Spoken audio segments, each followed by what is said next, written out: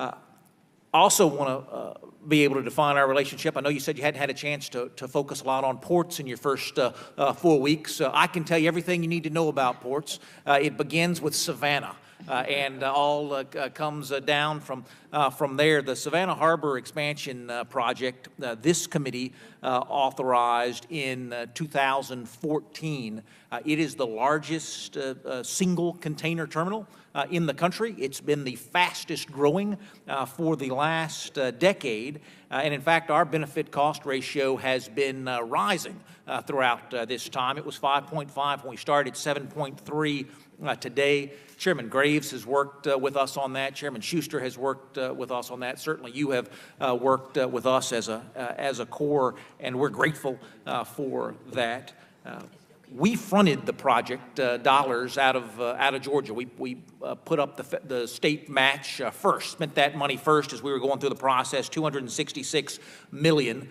We have also decided to put in an additional $35 billion, going to bump up that required match by about 15% more, because this is so important, not just to us as a state, to us as a region, I would argue to us as a country, but for a project that's due in 2021, we're having a tough time getting the money out of the administration. $49 million was in the president's request. I just want to put that on your radar screen. We're going to have to start having that conversation about how to be better partners with you. We once had the ability to get together as a committee, decide what our priorities were, and put that money in the core budget so that you all wouldn't have to come to folks whose constitutional responsibility is to appropriate funds and get fussed at for why we're not appropriating funds fast enough. But my question to you there, now that you know that the premier port project in the country is the Port of Savannah, and it has only been allocated $49 million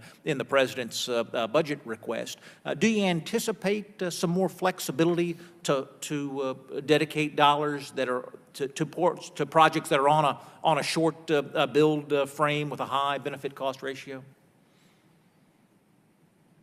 Sir, I can't answer that question right now. Well, if you didn't have a yes, I didn't want you to answer it anyway. Oh, that was the only answer I was going to be excited about. So thank you for deferring. We need to find a way to take that off of our disagreement list and put it on our working together list. There is not a single constituency represented in the committee that is served by rising costs that come from delayed funding. I know we can crack that nut together, and I look forward to working with you on that.